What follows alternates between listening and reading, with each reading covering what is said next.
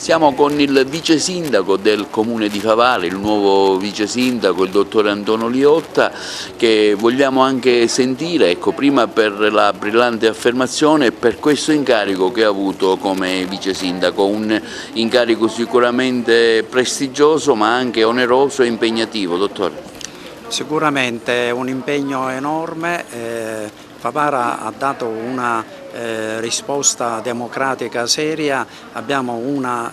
ottima amministrazione e ho avuto l'onore da parte del sindaco di essere stato nominato vice sindaco con delega alla cultura, alla valorizzazione dei prodotti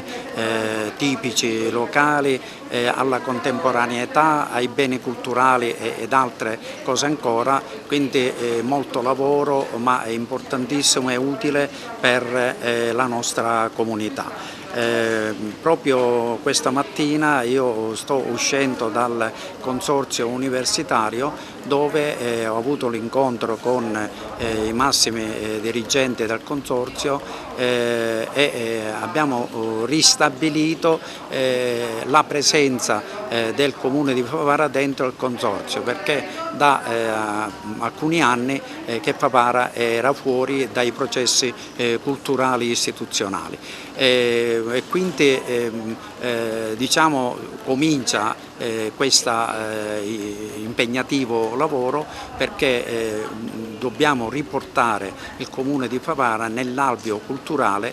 proprio per le grandi potenzialità che abbiamo sia come beni materiali culturali ma nello stesso tempo anche la presenza di grandi personaggi come Gaspare Ambrosini, il primo presidente della Corte Costituzionale, come Antonio Russello, uno scrittore di carattere europeo e non solo questi, ma la valorizzazione di tutti i beni culturali passa attraverso un ente istituzionale qual è il Comune di Favara. Ecco, siamo anche con l'assessore, il nuovo assessore del Comune di Favara, i servizi sociali, che sicuramente intenderà intraprendere un percorso nuovo nella sua attività.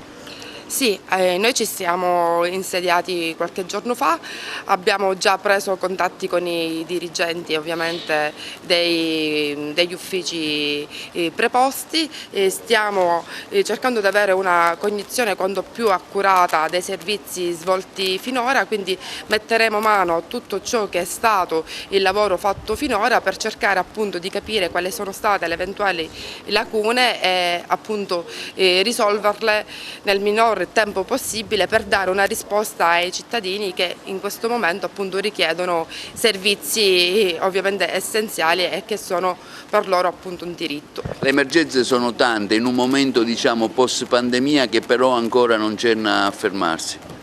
Sì, le esigenze sono tante anche da un punto di vista economico, tant'è vero che noi stiamo pensando di mettere in atto tutta una serie di servizi che in questo momento possano andare incontro da una parte a quelle che sono le esigenze ovviamente delle persone, ma cercando di gravare il meno possibile sulle casse del Comune. Quindi è un lavoro ovviamente che richiede tempo, un lavoro insomma anche abbastanza faticoso, ma l'impegno c'è, la volontà anche, quindi insieme ai dirigenti e agli uffici preposti lavoreremo in collaborazione in tal senso.